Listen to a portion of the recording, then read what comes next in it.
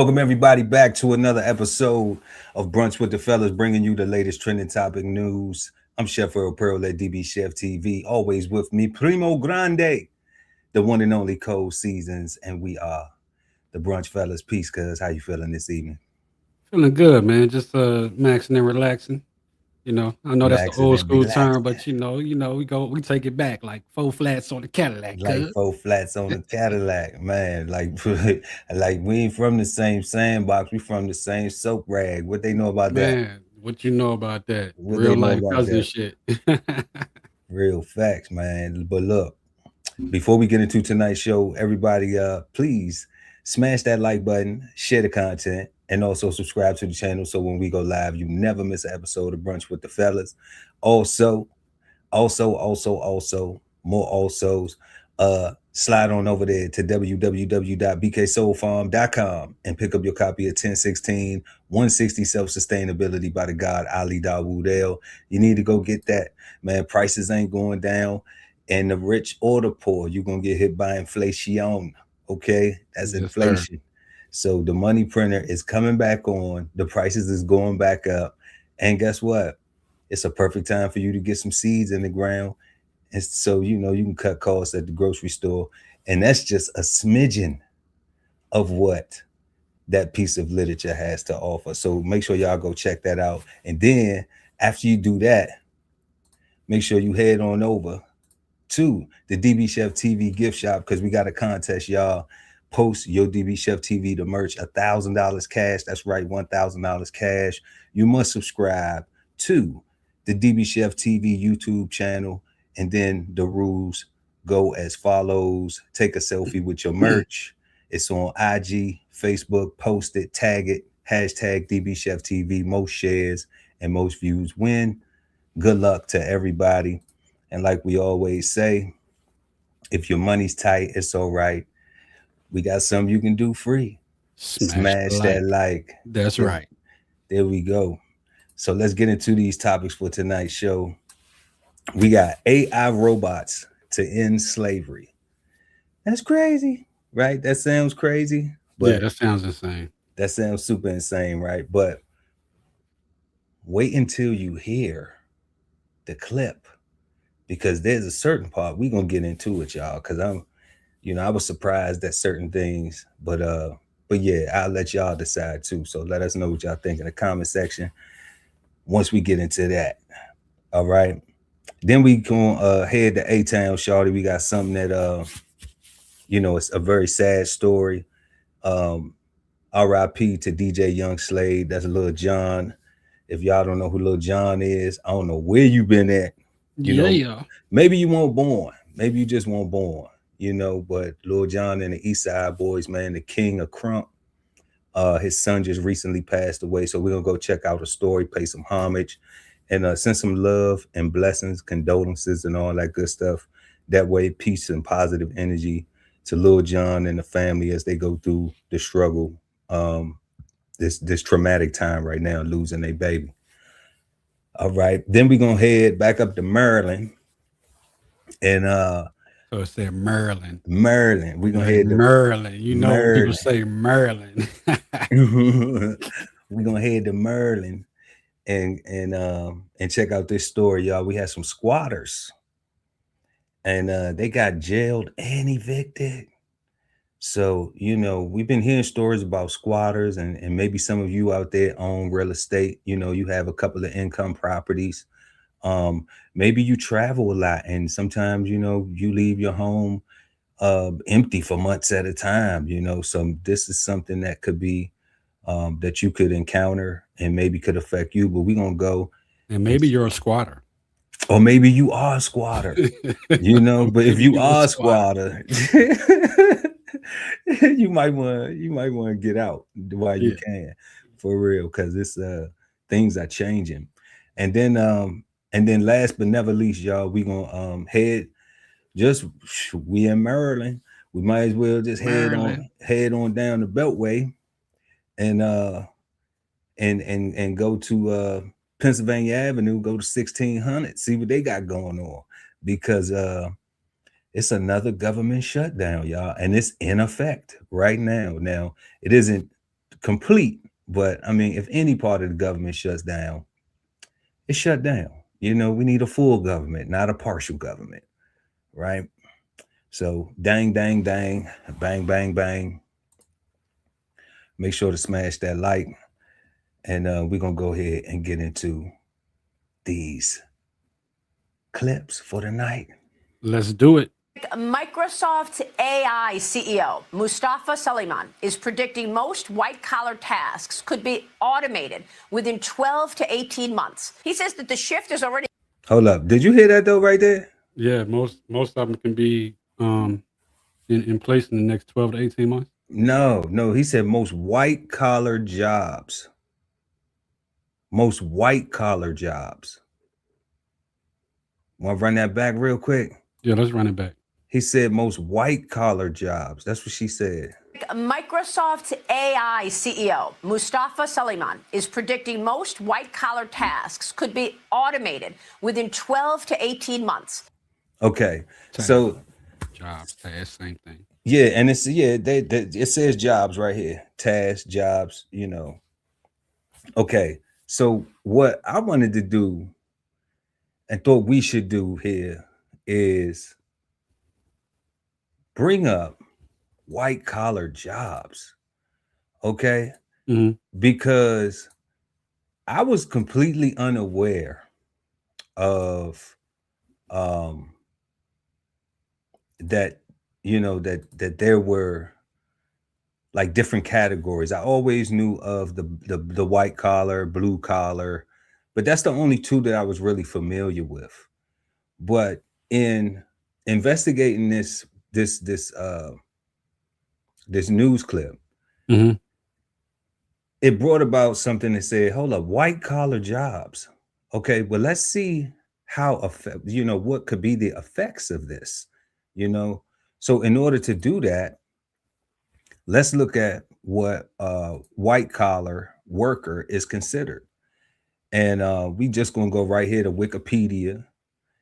And Wikipedia says a white collar worker is a person who performs knowledge-based, aptitude-based, managerial, or administrative work generally performed in an office or similar setting. White collar workers include job paths related to banking, finance, compliance, legal, risk management, internal audit, data privacy, cybersecurity, insurance, government consulting, academia, accountancy, business and executive management, customer support, design, economics, science, technology, engineering, market research, human resources, operations research, marketing, public relations, real estate, the whole gamut, information technology, networking, healthcare, architecture, and research and development, and research and development. Okay, so I mean, we know a lot of people that work in various aspects of this, of these fields. Okay, and I thought that it was pertinent that it would be beneficial for us to point this out so people could be looking, not being complacent that they got job security. They might think they got job security now, like a lot of people have. And then we notice all these layoffs that have been happening over the last couple of years, and that people are being replaced with AI, and it just maybe has not trickled into these other spaces yet. And these are some of the spaces where it's going to be trickling. Well, Amazon totally crushed the job numbers. When I say crushed, killed the job numbers with a massive layoff in January, and pretty much those jobs are going to be replaced with robots. Okay. So they're getting rid of a whole lot of people to replace them with robots, and it's not just safe for the people that do the thinking jobs and stuff like that. They're not safe neither, because at the end of the day, Like it was either the Washington Post. It was one of them newspapers. They're laying off, a ton of people, and that's because the AI can think so quickly and do things a lot faster. So you can take instead of having 300 people, you can take 30 and do the same job. Okay. So that's what we're talking about, right? Mhm. That all of those particular things, are coming, and we seeing it, and we're seeing this transition And it's happen. here. It's Like here. in the news clip just now, they just said, in the next 12 to 18 months. Like that ain't far away. Right. That means it's already here. It's already here. And this transitioning is happening. So what people should do is one, educate themselves and not get comfortable thinking, oh, I've been here for 13, 14, 15 years, they ain't gonna Yeah. fire me.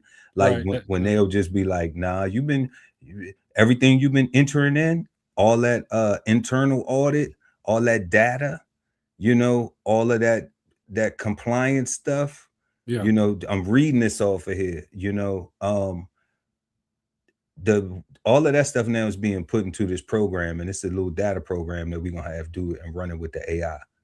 So, you know, in contrast to that, I'm continuing to read this Wikipedia.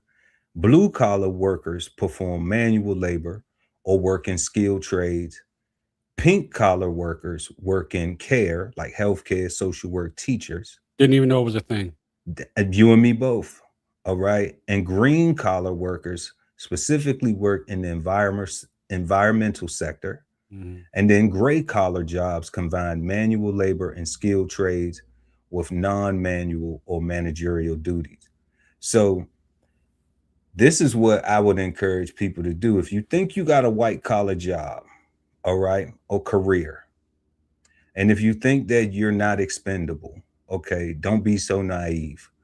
All right. Don't think that you being an employee does not mean that the company won't say, I can make more money if I don't have to pay you. Okay. Because that's what everybody's essentially doing, all these layoffs and all of this stuff.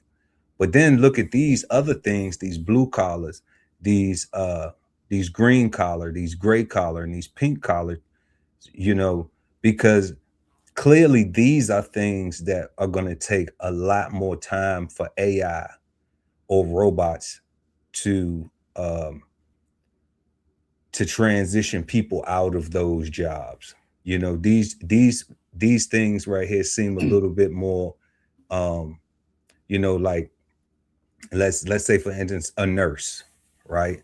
You're not going to get a robot nurse. Maybe it Oh no, may they handing it out the may medicine. They're already handing out the medicine at the it may hospital. The happen, robot. The robot is handing out the medicine at the hospital. but a home health aide, Right. you know when we look at social work, going to go and check on children in homes and stuff like that. um That's not gonna be replaced no time soon. so it's things like that you look at. Teaching, who knows, teaching that might change sooner than later, but Possible. just giving a little bit of insight to what is here. Just be mindful of that, y'all. Don't get super comfortable thinking that And it can't be you. I will also say too, if you're thinking about how you're gonna adjust and where you're gonna go, if you're really thinking about it real hard and you got the time to go do it, learn robotics. Learn how to work on the robot. They're gonna need That's people to dope. work on the Yeah, robots. So they are gonna need some people to work on the robots, ain't they? right. You know, Any automated system. It don't just have to be robots, but just things that are robot AI related. for sure. He says that the shift is already visible in software engineering, as AI has already transformed the work by driving the next generation of robotics across industry and across defense. Humanoid robots emerging as the future of warfare, the U.S. accelerating AI integration into combat operations. San Francisco-based Foundation Future Industries is developing humanoid robots built specifically for military use. The company is also scaling commercial deployment across the country. In manufacturing, including in the auto sector. Joining me now is Foundation Future Industries CEO, Sanket Patek.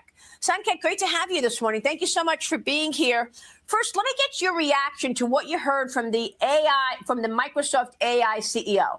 that all those jobs are turning to automation. You also have the CEO of Anthropic, Dario, who also made a similar comment. He said, and he's probably like the most safety-focused CEO in the AI industry. He says AI will eliminate 50% of entry-level white-collar jobs within 1 to 5 years. Your reaction? Well, it's great to be with you, Maria. And I actually agree with him. It seems like increasingly more and more, any kind of work that humans do today that is repetitive, anything that does not require high amounts of intellectual skill set, or even things that require high amounts of intellectual skill set but can be learned with a lot of data, all of those jobs are potentially going away, and all of them would be automated with humanoids or other forms of robots. Well, this is a big statement. What are we supposed to do about that? How can people arm themselves with the right information to actually survive and potentially thrive in this new era?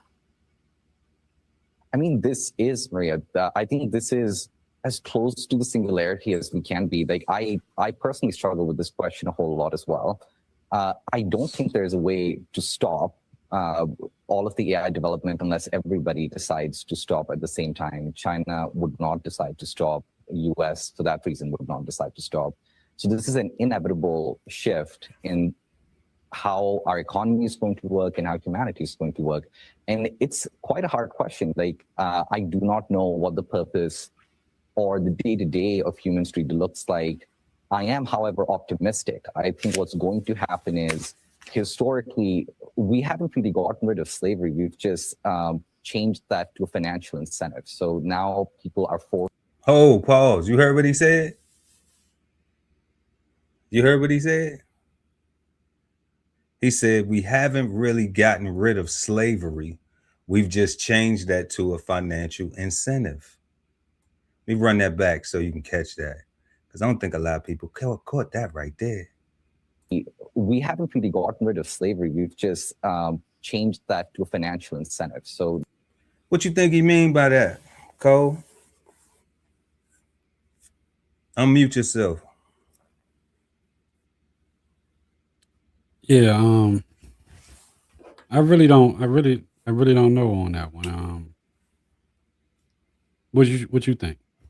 Well, what I am certain of is that we had something called a civil war.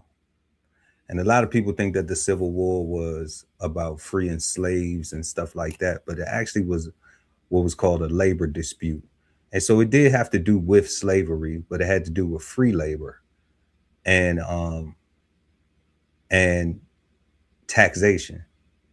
So real quick, Civil War, slaves in the South particularly, or wherever slaves were, okay, they didn't have to be paid, but they still worked. All right.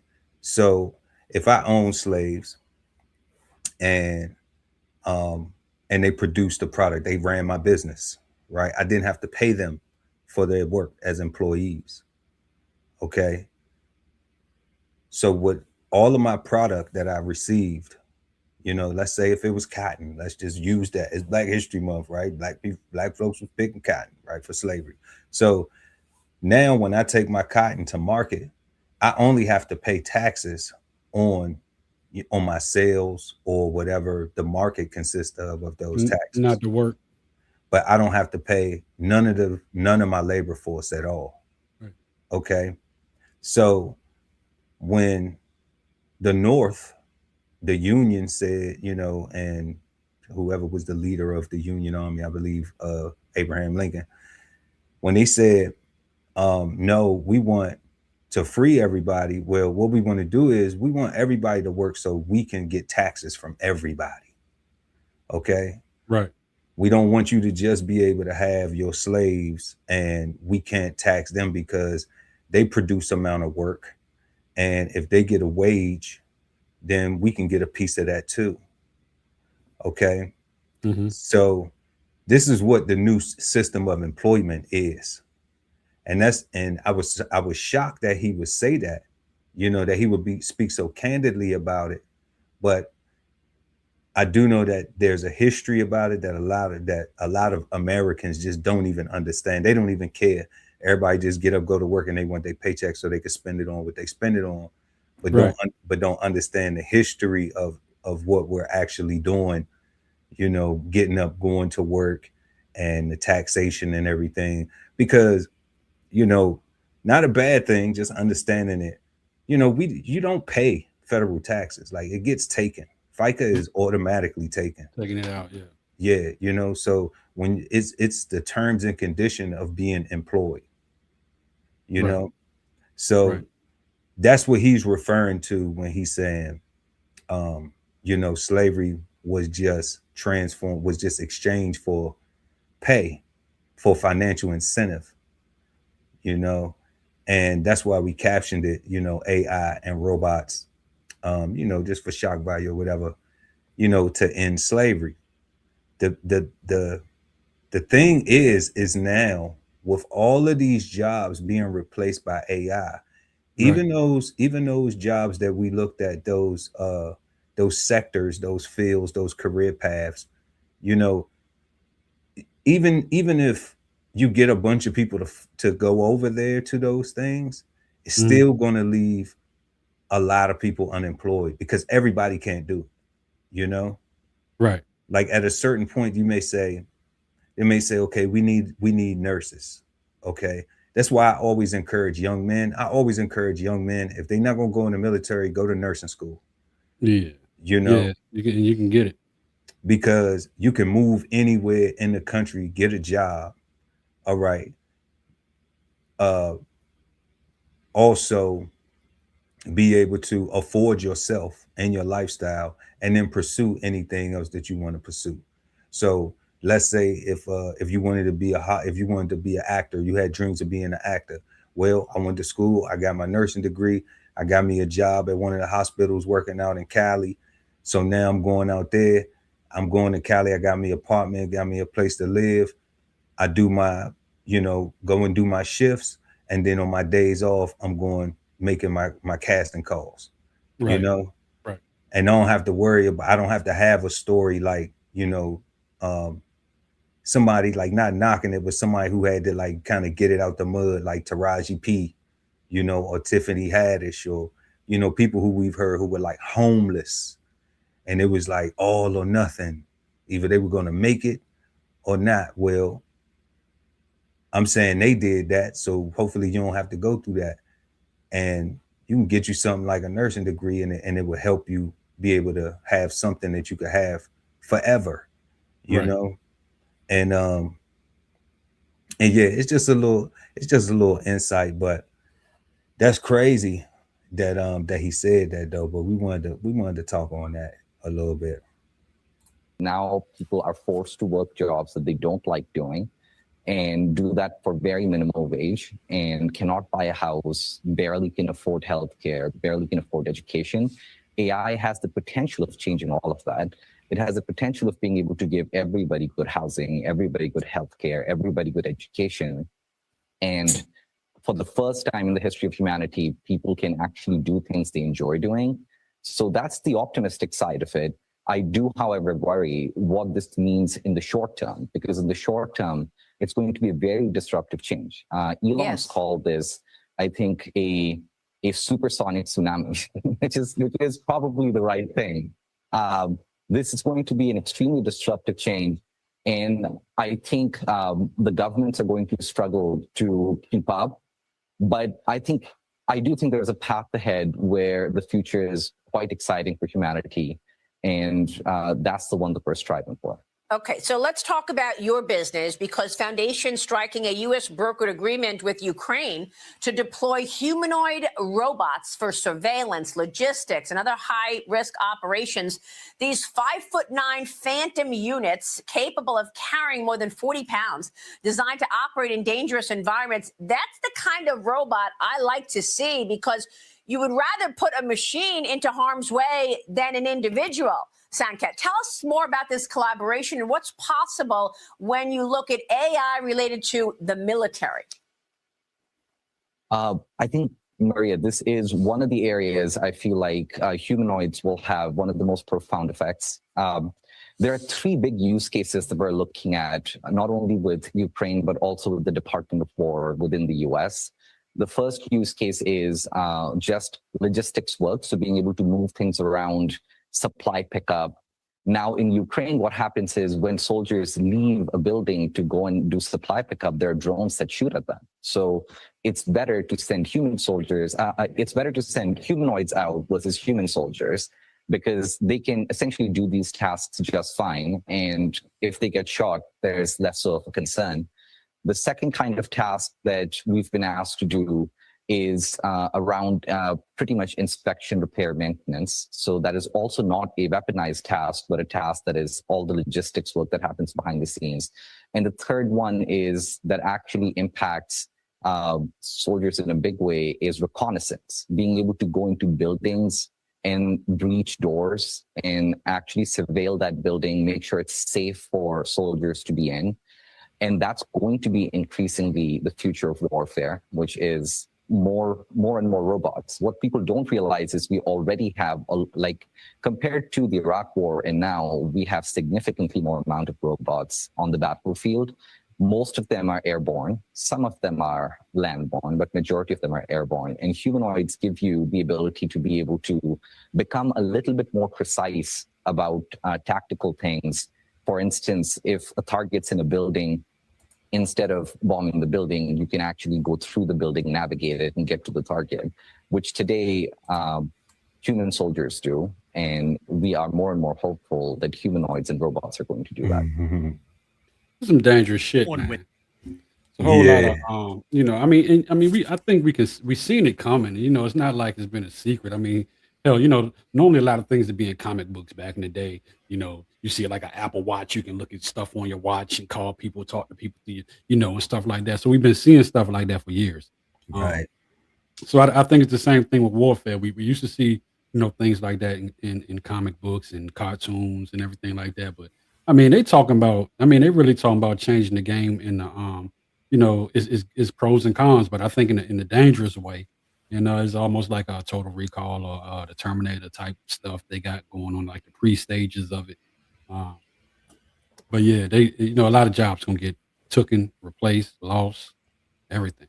Yeah, they gone already. And I missed some of it. So, I mean, Yeah. I didn't even see the whole thing, but I missed some of it because I had to run off No, for a second. yeah, but what he was just talking about was what you spoke on, though, just the war component, how the military component, I call it the war component, but how Yeah. how they will be inserted in their mission, their capacity in the military, and just logistics, recon, and I think he says some some maintenance stuff. I don't know, but Yeah, he said, like he was like a recovery, search and rescue, some, I guess, mechanical stuff. And like, I mean, but yeah, that's what you expect from the robots. I mean, and they're going to have to get them. I mean, hell, like it's even on a certain level with you go to Walmart, they got 37 aisles, you know what I'm saying? And, 15 of them are self checkout and they only got 2 human aisles open, So, I mean, and those are, I mean, technically, I mean, you taking it up there, but the conveyor belt and all that stuff, you know what I'm saying? It's robotic, so you don't just look at a robot as something that's walking around. Like, robots are standing stationary, still in jobs. You know what I'm saying? So never move. I do know and remember when I was when I was on active duty and I used to go and get little part-time jobs. One of my things was like going to go work at the grocery stores. And I remember my last little grocery store job before I had got injured real bad. It was they were bringing in the robots to scan the items. So before you would go through, and it was a manual thing, you would go through when you're doing stock, and you would Right. count whatever you have, you write down, and then you put whatever you put on the shelf, or But then they had the little things. So now it's kind of weird when you go in the store, and not all stores have them, but in certain states, when you go in the store, it's like a little robot, and it's just scrolling up and down the aisles, and and it's doing a count, it's counting, it's doing the inventory. Inventory, yeah, yeah. You know, I was in Lowe's the other day. When I went into Lowe's the other day, a robot went by me, and I was like, "Yo, what is that?" So I looked a little bit closer, and on the back it said, "Hi, my name is such and such. I'm here to scan inventory." I was like, "Oh, I mean, let me get out your way." You know what I'm saying? yeah, And that was that. But yeah, they definitely doing it. I remember, I mean, it wasn't Lowe's, but it was another big box, hardware store like that I worked for. And at night times, man, they will come in and they will have a staffing agency that was totally they didn't work for the store, but they worked for a contract through the store. And their job was to come in every single night and inventory that store. Now they're not inventorying the whole store in one night. But the contract is forever because by the time they get all the way to the other end of the store inventory, and they got to start all the way back to the other side of the store. You see what I'm saying? So I mean, they will come in there and do that job, but now they have robots to go in there. One robot can go in there and do the job, but them 20 or 30 people that came in there every single night to do that job. yeah, definitely. Yeah, they're not stocking the shelves yet. No, So they ain't stocking the shelves yet, yeah, but they ain't stocking the shelves yet, but they can count though, and yeah, that's they can count, yeah, scan, and they definitely can count, and they can do that continually throughout the day. But yeah, that's crazy though. That's crazy. These AI jobs, and these robots, it's definitely, people definitely should not get comfortable, unless you win something like it, like we said, that they are not targeting at the moment. But it seems like they are definitely coming after the white collar jobs. Like hey, and what I say, get a job fixing the robots until they can fix themselves. yeah, So I mean, yeah, that'll always, that robotics engine, but I would like to see robotics engineering not be so uh you know like robotics engineering ish. It would be nice if there could be some certification courses, you know, because for everybody, let's say if it's a young person, let's say that they don't have a background, let's say they're about 35, mm, and they were doing something in one of these fields, in insurance and accounting somewhere or something like that, and they had to transition and move to another field. Okay, well, and let's say they were just like, you know what, well, let me take what Cole said, let me go and see. But then they went and researched it, then they realized that they had to go and do had to go to college, right, and right, had to right. do 8 years of 6, 7 years of study. And it's just like, hold up, no, I got babies in school, and I got this, I got a mortgage, I got this stuff going on. I don't have time for that amount of training to be able to go and re-educate myself to participate in the field. They have it time wise, age wise, okay, but bills and life wise would still be life. So to Yeah, see, it would be a so total to reset. see, so to see something like what is it, robotic engineering be kind of simplified to something like robotic mechanics, Mm, where you could go and you could do 12 months, 18 months paid OJT, you know. So we need to see things like that come about as well to help facilitate, you know, and transition people from these layoffs to having to re-educate themselves in a whole new field in yeah. order to be employed. Yeah, and I mean, and if anything, make it, so popular that you can dumb down the actual qualifications of being a tech. Nah, don't dumb it down. No, no, no, no, Don't no, dumb no, it no, no, down. no, no, That's no. how that's how they got our robot. No, listen, The listen, movie. listen, listen, listen. For being a tech, you see what I'm saying? So instead of making it that you got to go and do all this, like it's some robotic jobs that people can do that you don't have to go and give, all your money to a university to be able to do the job. Which You know, ones? what's that? Which one? What? You just said it like you knew it. No, it's some things. Which ones? I mean, you changing screws on a robot, the robot Nah, screw stop changer. it. You know Stop what I'm it. saying? Stop So it. I mean, Stop it. Nah, don't you do that. know, We ain't doing yeah. that. So We ain't so doing that. so if they're working on like we said, the grocery store self checkout things.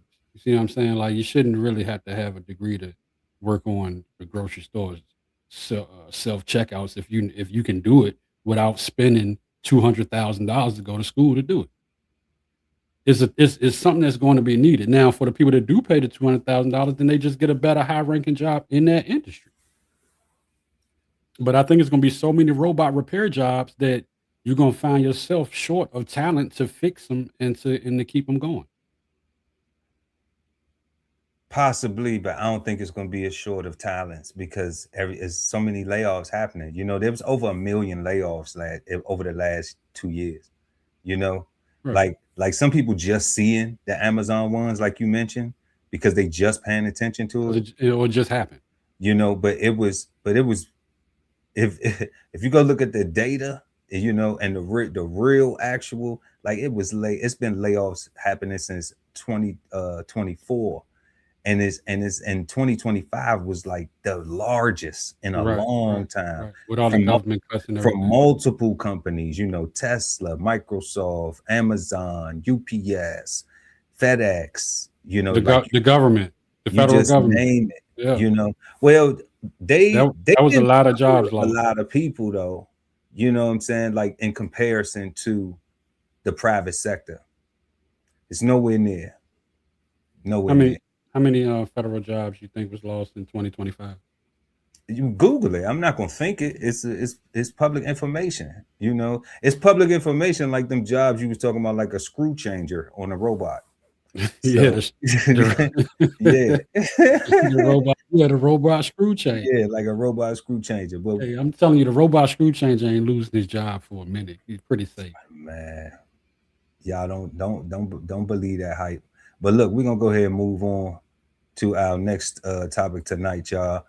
We're gonna head to A-Town and send some condolences to DJ Young Slade and Lil Jon and his family, Lil Jon and the East Side Boys.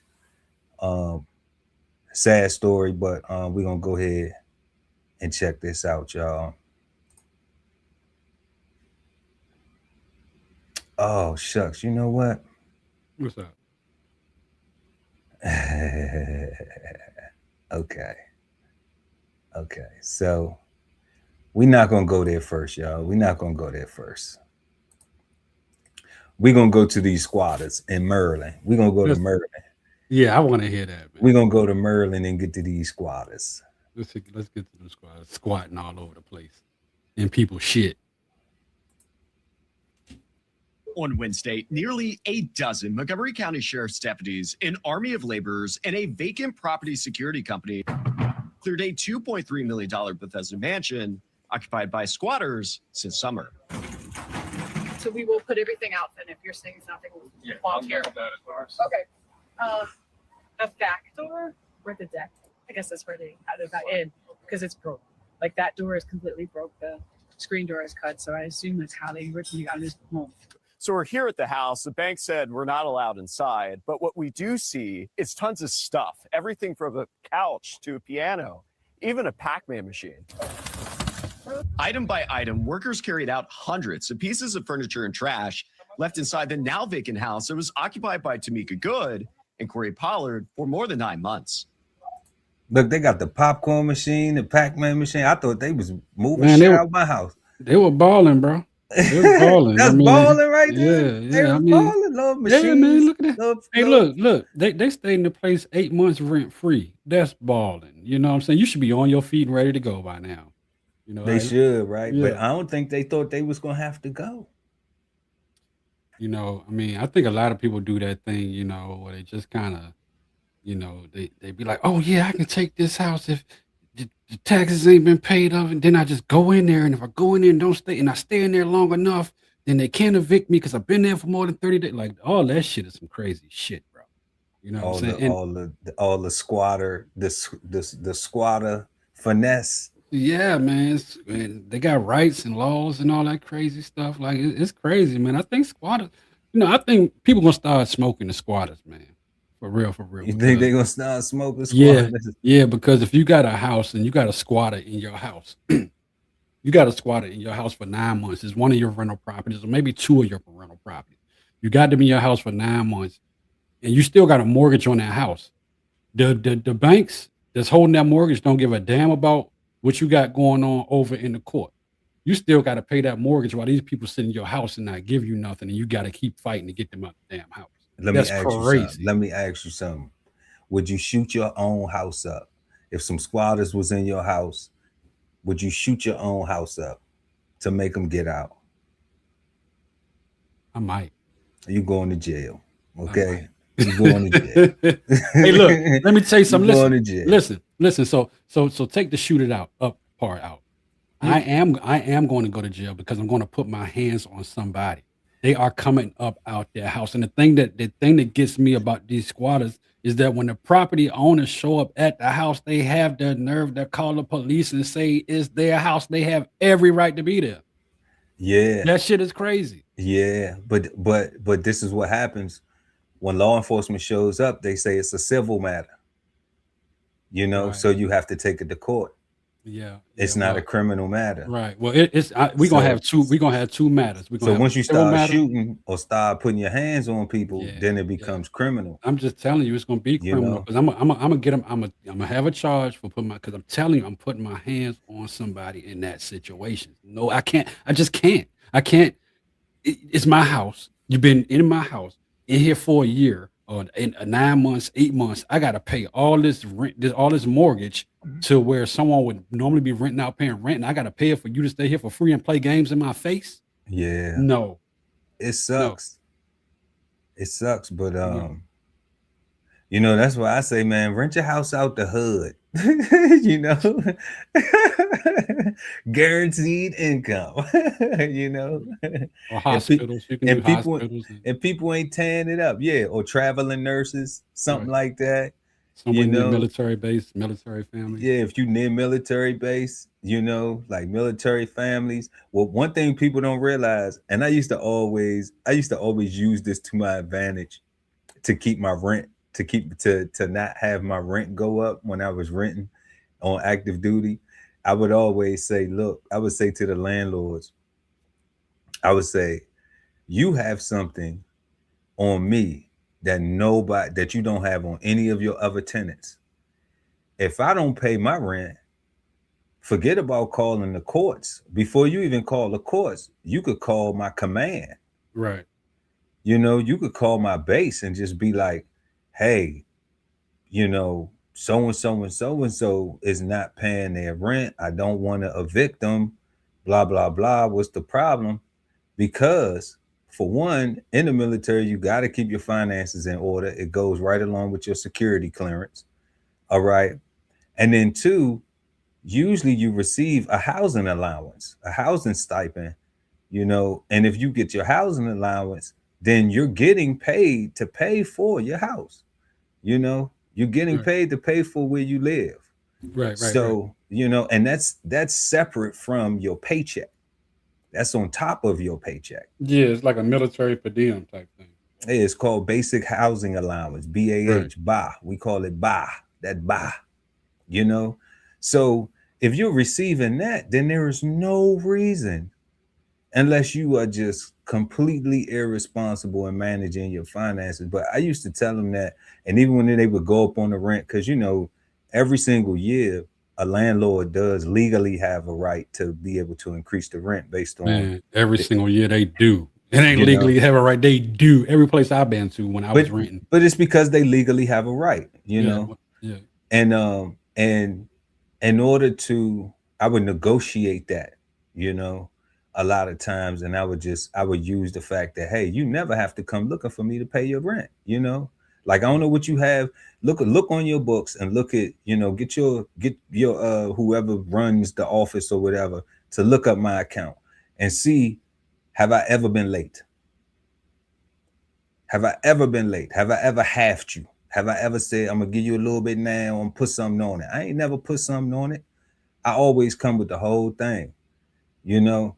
So I'm like, if you never have to look for me, then that should be worth something. You know, you should reward me with something. And then once, you know, we have a conversation, maybe a cup of coffee or something, I usually am successful. I usually was successful in that.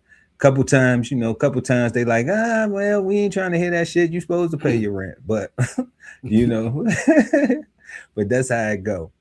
But this squatting thing is something else. Yes, sir.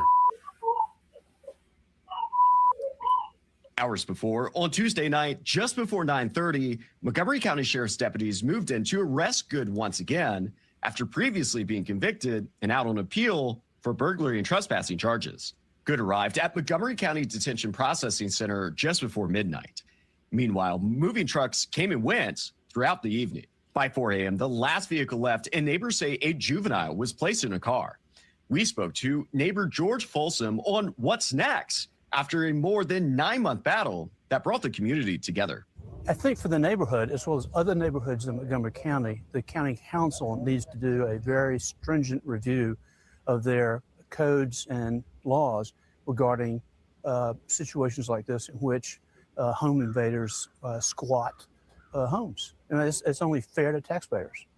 Unfortunately, there are loopholes in the system. Hey, this dude right here, take advantage of, bro. But loopholes. That's their attorney. Let me tell you something. So when you told me that you was running this story, right, bro, I was so confused about which story it was. I had no idea what story it was. But this guy right here, I know this guy right here because he been all over the internet for the last few days, and just I think he's a squatter. He's the attorney. Yeah, he squatted in law school. He ain't no real attorney. He is squatted in law school. Yeah, he squatted in law school. Man, he ain't no real attorney. I think he got the bar pen right there, man. How you know you can't do that to that man? Man, we have man. He got the bar pen. He probably a real attorney, and I could tell he a real attorney. But he said something that he said something at the beginning, and you know, we didn't run this from the beginning. But he said something at the beginning that I wanted to challenge, because he said the guy who he's speaking with right now asked him, he said, were there more than one occupants of the resident? Mm-hmm. Right? And he said, I can't confirm or deny, but I will say yes. Okay. So to me, he's a bad attorney, because if that was me as an attorney, I would have said I can't confirm or deny, but I'm representing my client in the matter. Okay. You know, and that to me is what would have been a more professional response. You know, don't say I can't confirm or deny, but then answer yes. Like, you know, like what type of games you playing? So I had, go ahead. So he might be, you know, like, so I get what you're saying with the funny bar, you know. Listen, yeah, but at the end of the day, like, he's a real attorney. So it's another video. I don't know if this video shows it or not, or if he even got to it, because as soon as I seen him, I know I was like, yo. But they asked her, how did she get the apartment? And he said, cut. He was like, cut. And he was like, the interviewer was like, hey, nah, man, we still rolling. You know what I'm saying? He was like, okay, ask the question again. I'm going to have to find this for you and send it to you. If I would have known that this was the one that we was running tonight, man, I would have sent you the full interview part, bro. You can be like, yo, why we didn't have this tonight, but you'll see why. It's all good. I mean, his client is in jail. You know, she in jail. I think the other guy, I think the person who he confirmed, it was more than one person in the house. He got picked up on some other charges for something else, and you know, it's all one big shit show, man. Like, it's crazy. But let's finish up with this for you. Those are loopholes. So I mean, she did follow what she was, you know, the order of events that she needed to follow in order to take residency within that household. Goods attorney Alex Webster was pressed less than 24 hours about squatting laws before his client's eviction. Do you think the laws need to change? I don't think they need to change, but yes, it's definitely an issue that probably needs to be looked at a little bit more. Madam Speaker. We took questions to House Speaker Jocelyn Piana-Melnick on some of those possible changes on Tuesday. A woman, and this is also for the majority leader as well, considering he represents Montgomery County, a woman in Bethesda has remained in a $2.3 million house since July. Her attorney told me yesterday that she has squatter rights. Will your house take up initiative to close the loophole on squatter rights this year?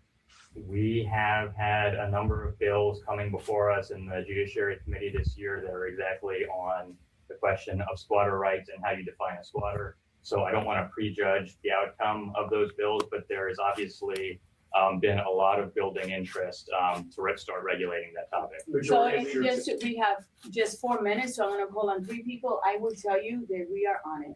It is a very important issue. he bullshitted with the answer, but then sis got up there and said, I will tell you, we are on it. Yeah. Yeah, but he gave a real nice political answer, you know. Yeah. That's crazy though, man. You know, I mean, you just go and stay up in somebody's stuff and just stay there, and you know, it's crazy to me. Yeah, it's super crazy. Like I don't know how you do. I don't know. Well, I don't know, man. It's a lot of stuff people be doing. I don't know what be on their mind. That's what I said. I told the God. I said, I'm diagnosed. I know what the hell is wrong with me. What the hell is wrong with you? You know, people walk around here undiagnosed, thinking ain't nothing wrong with them, doing the most effed up, crazy stuff. And then be trying to blame everybody else like they ain't do what they did. You know, I mean, I don't use this too much, man, but I think the thing with squatters for me is the audacity. You know, that's one of those. Right? Yeah, that's one of the things that, you know, like if there's a word in the dictionary that should be next to that is squatter. Audacity. Yeah, squatter. You know, I mean, like you really got the nerves to just go up in somebody else's shit and take it. You didn't work for it. You're trying to cut every corner except the corner to take your ass to work to get your own shit. You know what I'm saying? So I mean, I just can't get with the whole squatter movement. Like I said, you know, in that instance, I would choose violence. Honestly, you would choose violence. Yeah, I would choose violence. You going to jail? Yeah, I go. I would be there. Jail. Yeah, that's where I would be at because I'm choosing violence, bro. Because you coming up out of there. You're coming up out of there. You know what I'm saying? You coming up out of there. Definitely. So now, y'all, we're gonna go and pay our respects to Lil Jon and his family. R.I.P. DJ Young Slade, you know. Rest in peace. And we're gonna go down to A-Town and show what's going on with this situation.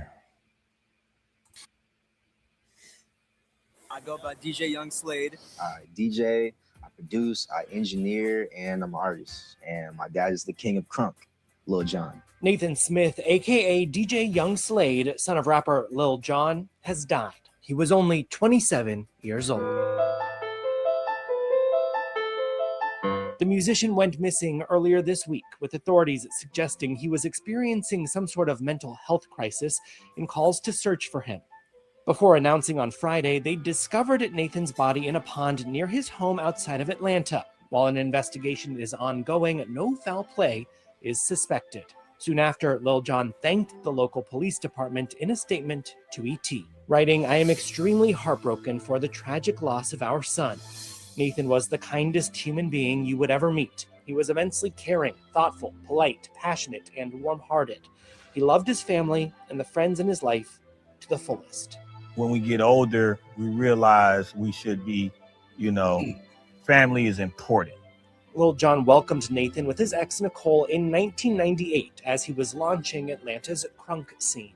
Lil Johnny Shot Boy, hey, yeah, let's get this thing crunk. E.T. talked to the father-son duo together in 2018 as Nathan worked to create his own name and his own sound while studying music at NYU.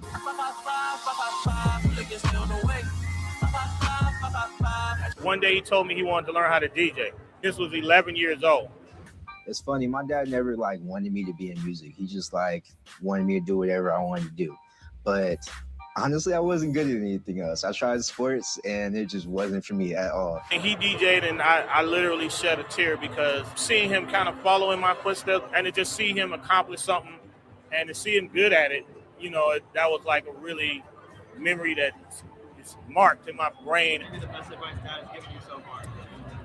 He told me to handle my responsibilities, to be a man and just live life. Nathan's journey in the recording industry documented on season 2 of MTV's Family Legacy last year. This is an original song by me. I produced it, I engineered it, I recorded myself. Crazy what you gone and did. Now I know what lonely is. Break me like some sticks and stones. Now you got me going, yeah. Dope to, you know, appreciate my dad, show respect, and just look at all the things he's done. And it's nice to like get the torch passed down. And it comes from him, but also I'm definitely taking it and making it my own.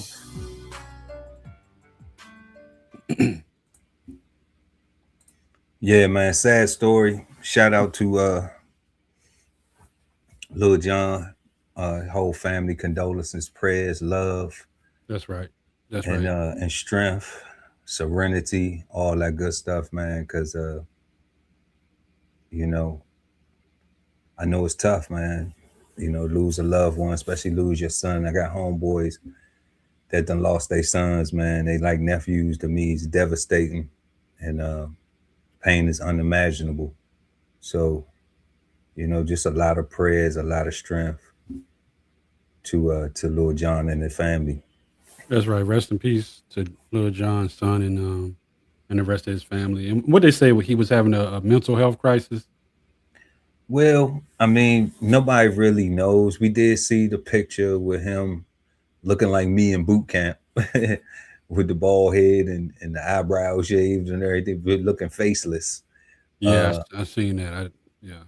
But just, you know, understanding like you could be going through something mental that could bring that on, or you could be in boot camp and that's, you know, they gotta cut your hair off, gotta, you know, so I'm not going to take that picture as a judgment of, you know, he's going through something, but they expressed that he was dealing with some things.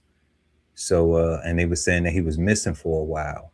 Right. So, you know, who knows, man, who knows, but well, they didn't mention foul play or nothing like that. So, I mean, but they don't know, it's still under investigation. But what we do know is, you know, John lost a son. You know, correct. So that right there is something that can't even the investigation will give you some answers into why, but it ain't gonna bring back the JIT. It ain't gonna bring back DJ Young Slade. So, right, you know, right. Rest in peace once again. You know, prayers and love to the family, and you know, y'all, we cover hip hop stories on all levels over here. Right. You know, and then if a person do need help in a crisis or something, you can pick up any phone in the United States, dial 988, just 3 numbers, 988, and it'll put you in contact with somebody to help you in a situation like that. 988, yeah, definitely, yeah. For veterans, we got a hotline, mental health hotline as well too. So, you know, it's always somebody to talk to, man. You know, mental health is serious. Absolutely. I'm not just speaking from somebody trying to speak on something, you know, but HIPAA rules. I'm gonna apply the HIPAA rules, but I will say I understand mental health difficulties very well, very personally, very interpersonally. So definitely, y'all, it's good to have people in your corner. Reach out to people, talk to them, you know, and yeah, and don't be scared to say something wrong with you. You know, I think we carry that as Black people, that we scared, that we think it makes us look weak or whatever. You know, I had that stigma about my what do you call it? My walking device. you know. Right. Right. So it's something I deal with myself too. But yeah, but it's help out here, y'all. Make sure y'all get the help you need, and don't be scared to get the help that you need. And once again, love to the king of Crunk and his family. Yeah. And let's go ahead and move on to our last but never least topic of the night, y'all. Another government shutdown. Dang. When will the shutdowns stop? The question of whether we'll see another partial government shutdown appears to be settled. There will be another one starting at midnight tonight. Now the question is, how long will both sides go before they reach a compromise to fund the Department of Homeland Security? Erica Brown has more details from Capitol Hill.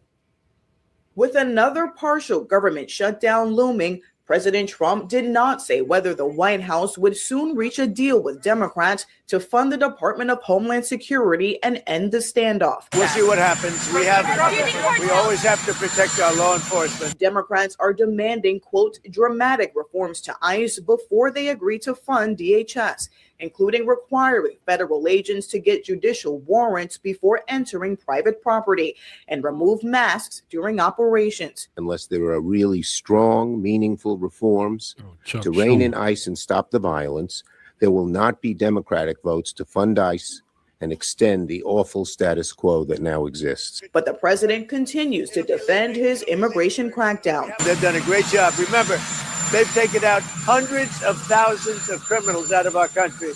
A partial shutdown would begin on Saturday, with Congress already out of town for more than a week, and both parties are trading blame for the impasse. Democrats can build on the measures that Republicans have already agreed to if they actually engage in serious negotiations with the White House. Their proposal is not serious, plain and simple. It's very far apart from what we need. Once the shutdown begins, ICE and Border Patrol will continue to be funded with money from the One Big Beautiful Bill Act, while other agencies under DHS, including FEMA and TSA, would work without pay. Lawmakers say they've been told they will be given a 48-hour notice to return to D.C. to vote on a bill if a deal can be struck. Yeah. What you got? What you got? Well, I mean, one thing that I got is, there's a lot going on, with that is, the SAVE Act in it, and, they want to, demask the ICE agents, which I believe should be done. But one thing that I did notice is that Chuck Schumer, man, he walked up in that joint looking like he was 200, like Mr. Burns. You know what I'm saying? I was like, damn, Chuck. I did look at him. I was like, damn. Chuck was like, I was this. like, damn, is my posture gonna be like that when I get older? I'm like, damn, I need to. Yeah, man. They we need to get some fresh people in there, man. You know what I'm saying? On both sides. We need fresh meat, man. Pause. But I mean, it's really gotten to the point where it do affect people in real lives, in real situations, in real ways when it's a shutdown. Not all the time everybody feel the effects of it. And sometimes it stretches very far, but when it happens so often, you kind of get desensitized to it. It ain't no shock and all that stuff. It's like, man, y'all do some work, man. Just make the shit happen. Keep the shit running. You know what I'm saying? Keep it running. And it's really not as simple as that, but it is. But when I think to the people, man, it's starting to get old. Every single time it's time to fund the government, we gotta go through the shit every time. Every time. So I mean, it's just bunch of bullshit at this point. I mean, and sometimes you can say, hey, we got other things to worry about, and we gonna focus on the things we got to worry about, but you really can't focus on the things you got to worry about if the government is not up and running and shit is shut down. And another part is, it seems like every year, right around tax time and stuff like that, they want to have this government shutdown fight. You know what I mean? And then from there, You know, then they start messing with people at the IRS, then things get delayed, and then things get cut. I mean, it just be I think people are tired, bro. People are tired of the same old shit, you know, every single time. You know, and it's not gonna stop. So I mean, I don't get surprised no more when they say it's gonna be a shutdown. I start really worrying about it when the shutdown go into past a week or 2 or 3. You know, that's when you start being like, "Oh, okay, well, this thing is whatchamacallit." You know, it can be a really bad thing, but you know, they can work it out. You know, they really can work it out. But you know, somebody got to give on one side, and the other side got to give a little bit. But neither side really want to budge. But you know, it is what it is. Yeah, it's called working together. Yeah, working together. It's called bipartisanship. You know, something that I don't know. I don't even think they leading through bipartisanship with everybody picking sides. But one thing that is really that stands out to me about this news article is that they said that FEMA and TSA will not get paid. And it's one thing to say, okay, well, FEMA kind of doesn't actively work on a daily basis. You know, you do have officers that go and do things, facilitate stuff, but the most of FEMA's capacity is response to natural disasters and situations like that. But TSA is an everyday thing. You know, we have hundreds of thousands of flights daily throughout the U.S., national and international. We have cargo. We have all types of freight. We have all types of people moving through the airports. You know, I think that it is very inconsiderate of both the Democrats and the Republicans, just about, you know, I'm not even gonna put it on it. I'm gonna say of our Congress. I'll just, you know, lump them all together because that's what they are. You know, they're Congress. Forget about what side of the aisle they claiming, what set they claiming, what gang they claiming, what side they picking and choosing. Their paychecks come from the same place. So there should be a level of consideration about that the people who are doing these jobs are not put in situations because of policy issues, because of something as simple as, well, we want the ICE people to have to do this. right. We want the ICE people to have to do that. It's like, okay, well, they're not getting this met currently at the cost of FEMA workers, households, Americans, all right, of children, parents, children, mothers, uncles, brothers, fathers, sisters, nieces, nephews, cousins, and TSA workers, okay, one and the same, now having to, you know, adjust their finances, and who knows if people, like you said something that was key, you said people kind of just like, okay, yeah, it's normal, they're getting normal. Well, that's cool for people that don't work for FEMA. That's cool for people that don't work for TSA. That's cool for people who aren't federal employees who are bothered by it, right? Yeah, like but if there's a difference, it's a difference when you hear it, all right, and you feel it. It's a total difference. And I know this from personal experience because back in 2018, the DHS, this funding thing, like Cole was saying, this allows people to get comfortable with it. All right. The Coast Guard did not get paid. All right. So I know what it is to feel it. The difference is that if you aren't a person who's a good steward of your own finances, then you really feel it because you are literally living paycheck to paycheck. You know, I had two people that I know in my circle of friends, all right, that contacted me during that time and was just like, but it was after the fact. It was after the resolution got passed and they realized like, oh, we didn't pay the Coast Guard. Mm-hmm. Okay. And our pay got reinstated, which it always does. They always come to some agreement, but it's just to what expense. All right. Those two people that called me after that, they was just like, bro, you okay? You good? You know, and nobody heard a peep out of me, you know, like, hey, like but everybody isn't a good steward of their finances. Everybody don't have something saved for a rainy day. Correct. Everybody don't have access to credit because they prioritize keeping their credit score good just in case something does happen. They can either access credit if they need it, or they got a little cash that they can get a hold to, or they have some, you know, stocks or something like that, or some crypto or whatever, some assets that they can sell and get some quick cash to take care of things that they need to take care of if their income is strangled or, you know, or cut off for a while, for a temporary time.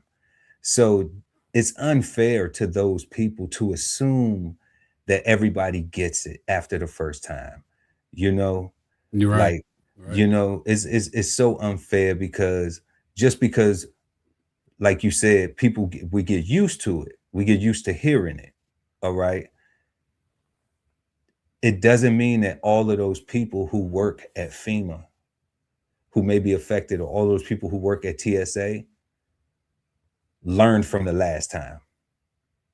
You know, to say after the last time they was in a jam when their pay got stopped during the last shutdown, during the full shutdown. Right. The people at TSA, well, they end up getting a $10,000 check. Well, everybody, it's not about that. Everybody gets back paid. Like this, that's not. No. It was a bonus. It was a bonus.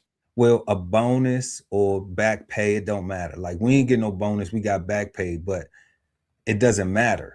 All right. Like it does once they agree and the legislation gets passed, the budget gets passed specifically, you know, then you get your retro pay and you get your current pay, whatever, you know, you just continue.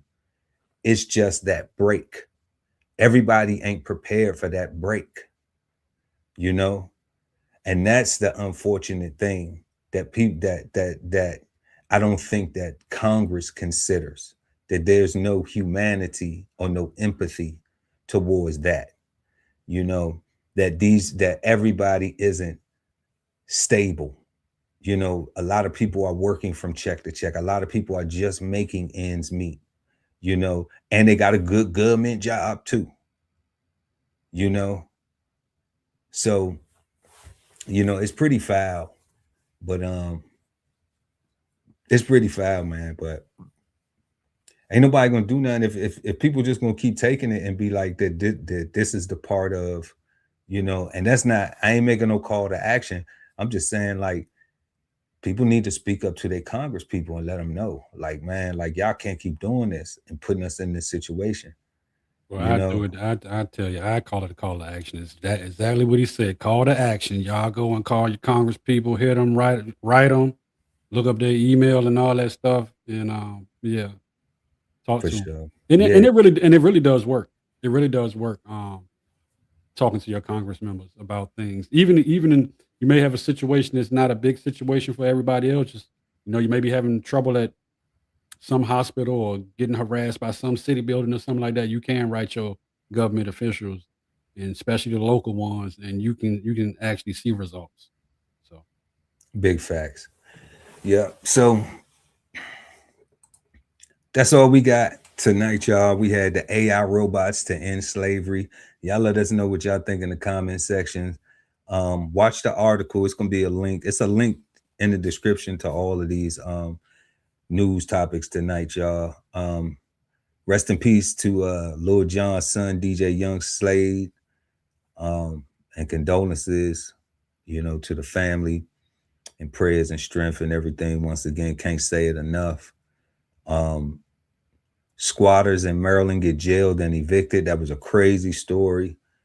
And you know, squatter rights, if you own property, you know, it'll be good to do some due diligence and just Google your squatter rights laws just to get an idea of what you could possibly be, encounter, to be prepared for. Not that, you're going to come across that, but you never know, owning your properties. If you're already in the rental property game, but you may have a home that you live in, and you just like, okay, once your future plans are just like, okay, once I get to a certain place, I'm gonna go ahead and turn this from to an asset, Right. turn it from a liability to an asset, because the home you live in is a liability. The home you live in is not an asset. And if you are Googling your squatter rights because you're a squatter, get your shit together. Definitely. And another government shutdown, y'all. So once again, we just gonna send some prayers and everything out to all the folks that may not get a paycheck, and these food banks and things. Luckily, in America, we have food everywhere. We have people that care. So there will be some resources, y'all, and hopefully them same resources that were available during the first shutdown, where it was larger groups of the government affected, those resources are still available. So check your localities, and if you may be affected by this temporary shutdown that they're calling it, this partial shutdown that they're calling it, if it affects you, and then also make sure that going forward, that you put yourself in a better situation financially. Don't just be willy-nilly with your finances. Don't just think it's cool to just hate the struggle. I do. Don't fall in love with the struggle, man. Struggling ain't cool. And sometimes a lot of things that we do are self-inflicted. You can't do nothing about your job and who cutting the check.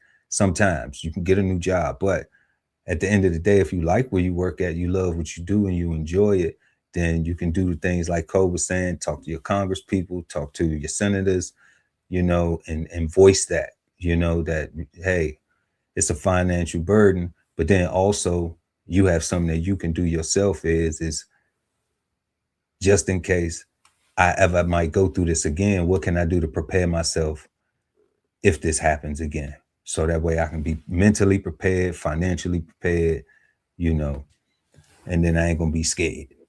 Right. I can do what we need to do. So that's all we got for tonight.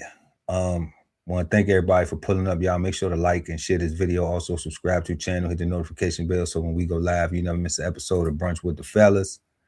Real quick before we get up out of here, y'all head on over to www.bksoulfarm.com and pick you a copy of 1016 160 Self-Sustainability by the guy Ali Dawood El.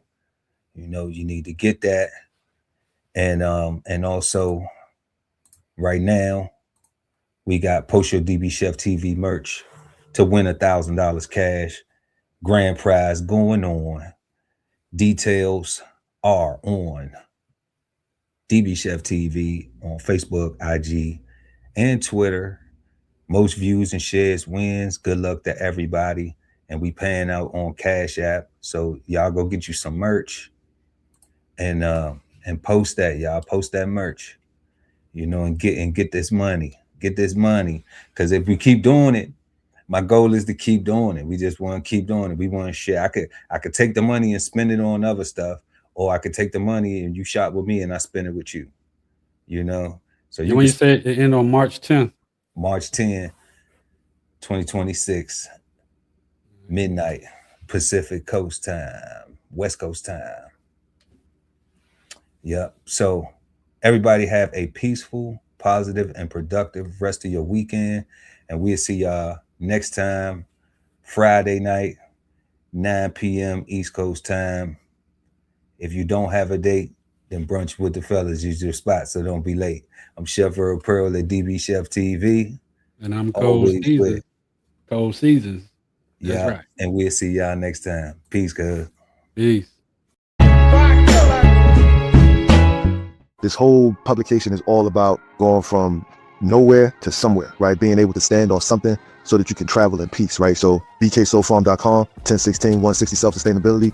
Jump on the list and get yourself together, right? Because it is irresponsible to not even know what responsibility means. So get yourself together, food, clothing, and shelter, protection of that, support your interests, and live. Post your DB Chef TV merch to your social media and enter to win $1,000 cash. That's right, $1,000 cash. Must be 18 years old or with parental consent. See contest rules for full details.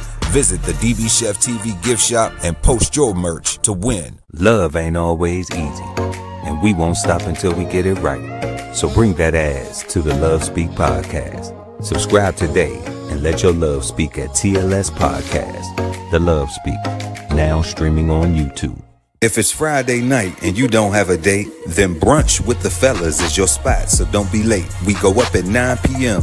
with the trending topic news. Smash the like, comment, subscribe, and share the content. Don't be rude at Brunch Fellas, now streaming on YouTube. Exchange insights Sundays at 8 p.m. East Coast time with the Cigar Panel. Smoking on words like two big nerds. Hosted by DB Chef TV and BK Soul Farm at Cigar Sundays on YouTube. Subscribe and hit the notification bell so when they go live, you never miss an episode of Cigar Sundays Live.